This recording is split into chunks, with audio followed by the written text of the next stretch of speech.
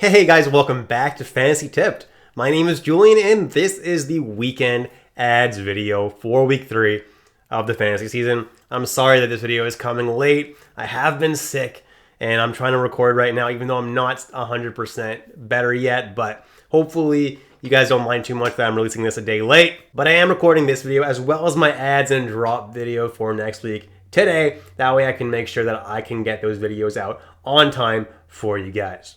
Before we get started, guys, please leave a like, hit that subscribe button, and hit that notification bell. And if you do want to take your support to the next level, you can follow me on Patreon. The link is in the description of this video. Let's jump into it now, and let's look at the schedule for this weekend. So on Friday, there are 6 games. On Saturday, there are 12. And then on Sunday, there are 5. So in all likelihood, you probably have room in your lineup on Friday and on Sunday.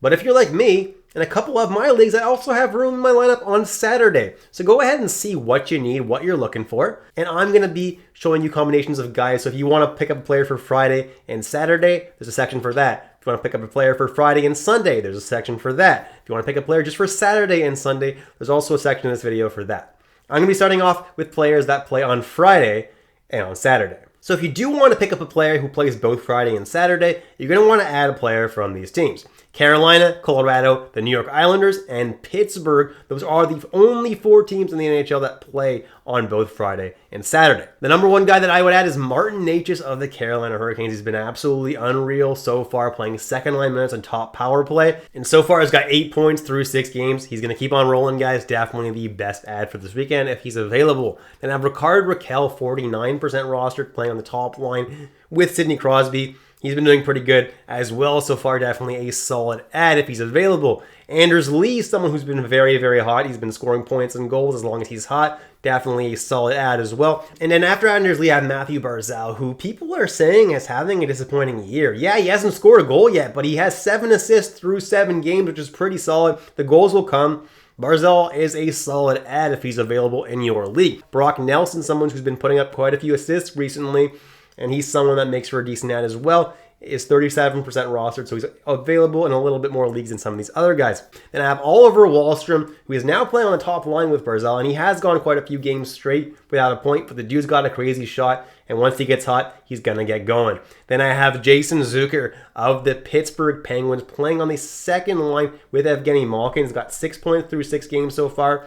That's pretty solid. He's also hitting and shooting the puck a decent amount as well for a nice floor. Quick note is that he is day-to-day with an injury, so just make sure that he is healthy before you pick him up for this weekend. Otherwise, you're going to be wasting the pick up there. Then I have Jeff Carter, and if Zucker is out, he's actually playing on the second line with Malkin. If not, Jeff Carter will be manning the third line as a center.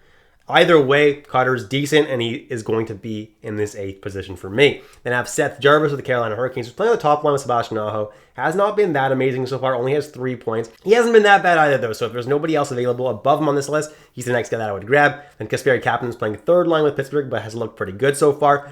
Evan Rodriguez has scored in a couple games straight now for Colorado, so that bodes pretty well for him. Not super high on him, but he's better than the guys below him on this list. And then Anthony Beauvillier. He's not someone I'm super crazy about, but he is on a decent line, and he did shoot 5 times last game, which is a good sign. Then I have Jesperi Kotkaniemi, who plays on the second line with Mechikov and with Necas, and just playing with those really great players gives him an opportunity to put up points every single night. Then I have JT Compher, who's playing on the second line now with Arturi Lehkonen on the Colorado Avalanche. Not my favorite place to be in the world, but if you're desperate for someone, Compher is a decent ad. If you're looking for players to stream Friday and Sunday, there are 6 teams that play both of those days. Anaheim, Arizona, Columbus, New Jersey, Vegas, and Winnipeg. The number one guy that I would add if I'm looking for players to stream for those specific days is Nico Hischier. He's been absolutely incredible so far, guys. He's putting up points left and right, looking absolutely electric, winning a lot of faceoffs too on top of that. 46% roster should be a lot higher than that. He's the number one guy that I would add for those off nights. And I would definitely also add him for long term. He's a very, very good player. Chandler Stevenson, 45% rostered, looking really, really good as well on a nice point streak. So he's definitely the next best guy in line. Then I have Boone Jenner of the Columbus Blue Jackets. Man, the top line with Gaudreau and Liney's back now, so that's going to be nice. Riley Smith, only 19% rostered.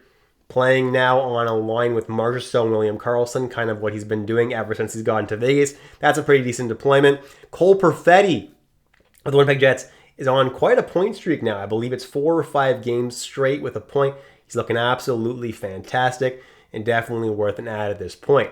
Mason McTavish, someone who has not been that good lately, but definitely has the capability and the potential to put up a few points at a time. So while he's not super hot, there's definitely could get hot anytime soon. Then we're going to take a look at Erik Haula of the New Jersey Devils, 15% rostered, and is looking pretty good on his new line. On the top line with Jack Hughes and Jesper Bratt, that is a dream line for him. And in his first game there, looked pretty good, and that line definitely shone. So Erik Haula is someone that I like picking up at this point and makes for a good ad for these off nights. Then I have Frankie Vatrano of the Anaheim Ducks playing on the second line with McTavish and Ryan Strome. Definitely could catch fire sometime soon. William Karlsson of the Vegas Golden Knights plays with Riley Smith and Marchessault right now.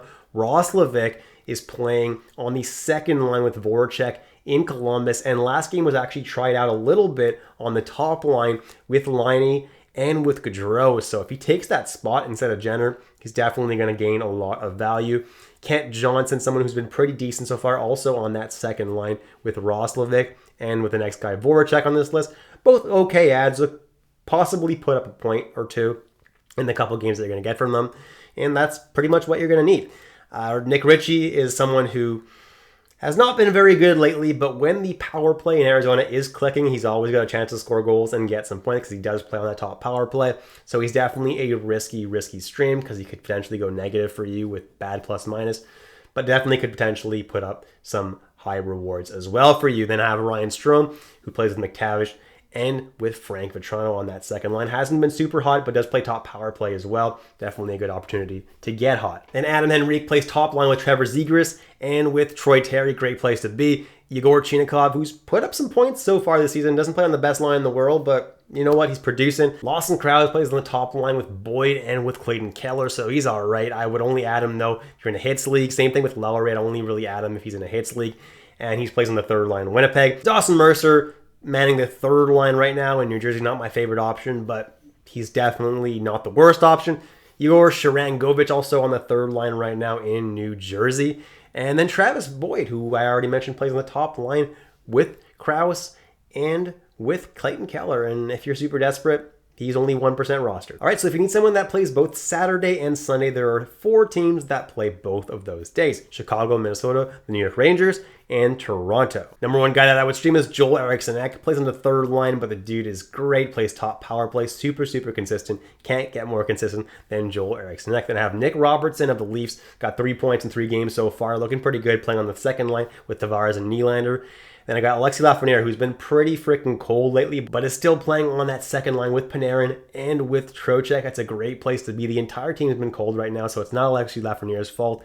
I expect him to potentially put up some points this weekend. Then I have Max Domi and Jonathan Toews of the Chicago Blackhawks. Domi's been pretty good lately, playing top line, top power play, both with Patrick Kane. Jonathan Toews has looked decent as well, manning that second line alongside Tyler Johnson and Taylor Radish. Hasn't looked too bad. Foligno playing on the second line right now with Matt Boldy. Then after Marcus Foligno, I have Alexander Kerfoot, who is now being tried out alongside Austin Matthews and Mitch Marner. Obviously, bunting wasn't necessarily the issue. Matthews hasn't been the best, but Kerfoot being there definitely increases his value a lot, and definitely should be considered for streaming for this weekend. Frederick Gaudreau actually manning the top line between Zuccarello and Kaprizov, so he could potentially put up some points there. Tyler Johnson and Taylor Radish playing alongside Jonathan Toews on that second line. They've all been producing so far. Capo Caco plays on the top line with Zibanejad and Kreider. Hasn't done that much so far, but definitely always has the opportunity to put up points on that line. Andreas Athanasiou plays on the top line with Domi and with Patrick Kane. So that's a great place to be. Jason Dickinson mans the third line in Chicago, but has 5 points through 4 games so far. So you want to throw a dart at him, not the worst option in the world. Then I have Sam Lafferty and Philip Kershev, who both play on the third line in Chicago. Obviously, neither of them are the best option, but both have been producing a decent little amount so far. So not the worst option either. Then Marco Rossi plays on the second line with Matt Boldy and Foligno. That's not a terrible place to be right now. If you want to stream a defenseman, the number one guy that I would stream is Neil Pionk. He's looked pretty good so far. He's been putting up points, and he's also been hitting a nice amount. So especially if you're in a hitting league, he's the number one guy that I grab. If you're not in a hitting league, the number one guy I would grab is Shane Gostisbehere, who's been absolutely unreal, been scoring goals, getting assists, getting a lot of power play time. He's looked really, really good so far. Looking kind of like Shane Gostisbehere of old in his Philadelphia Flyer days, and the couple of years that he really looked good. Josh Morrissey, someone who's still getting top power play time in Winnipeg, and as long as he is, he's got a decent amount of value. Then I have Calen Addison, who's getting top power play time in Minnesota, so he's always got opportunities to put up points there as well. The only thing about Addison is he doesn't put up a lot of peripherals. Then I have Jacob Slavin and Brady Shea of the Carolina Hurricanes. And while neither of them gets PP1 times, both of them put up decent peripherals and get a point often enough that's worth rostering them, at least for streams this weekend. And then Brayden McNabb, who's someone who's been absolutely unreal in blocking shots so far this season. And if that's what you need, he's a pretty good streamer for this weekend. Then I have Mark Giordano, who's been putting up a little bit of peripherals, a point not very often, but the peripherals are decent enough to merit adding him for this weekend. And he definitely has the potential of putting up a point as well with the ice time that he gets. Then I have Ryan Pullock, who has been a little bit underwhelming in the block shots department so far, but he's also someone that gets PB2 time and could potentially put up a point. If you want to stream a goalie for Sunday, the number one guy that I would stream is Yaroslav Halak, because he does play Arizona Coyotes on Sunday. So he's definitely got a good opportunity there to win. Then Philip Gustafsson of the Minnesota Wild should get Chicago on Sunday, so that's also a very good streamer. Then Eric Kallgren of the Leafs should get Anaheim Ducks on Sunday. That's a pretty good streamer as well. And then either Stalock or Silverblom, whoever they decide to start on Sunday on the back-to-back, is going to get Minnesota. A little bit harder of a stream at that point. Mackenzie Blackwood is going to get the Columbus Blue Jackets. And then Karel Vejmelka is going to get the New York Rangers, which is the toughest stream, but if it's the only one available, go for it. Jumping into the categories league section of the video now, and you need shots on goal if you need to catch up in the category, or you want to make sure that you win the category if you're already winning. You can add one of these guys. The number one guy to add is Joel Eriksson, who's shooting 4 shots per game so far this year, which is really, really good. Shane Gostisbehere is the next best guy to add, 3.8 shots per game. Ricard Raquel, 3.7. Wallstrom, 3.6. Holla, 3.4. Riley Smith, 3.4. Nico Hischier, 3.3. Boone Jenner, 3.1. And Thomas Tatar, 3.0 if you need someone who's low rostered. If you need blocks, the number one guy to add, and it's not even close, is Alec Martinez, who's currently blocking 4.5 shots per game.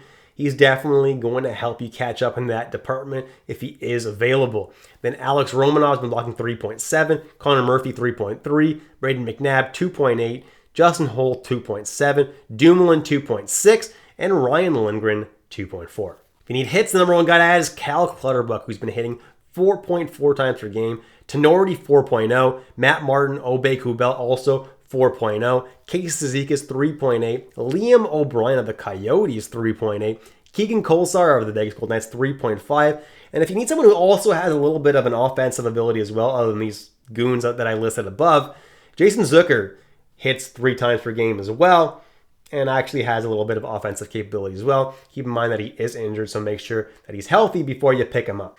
Then if you need faceoff wins, the number one guy so far this year that plays 2 games this weekend is Nico Hischier.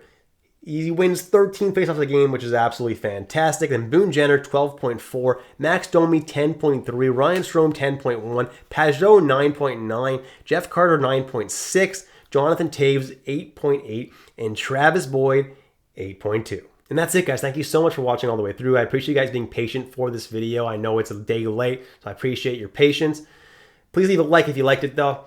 Hit that subscribe button and then hit that notification bell if you want notifications for my future video. Thanks so much, guys. I'll catch you in the next episode of Fantasy Tipped.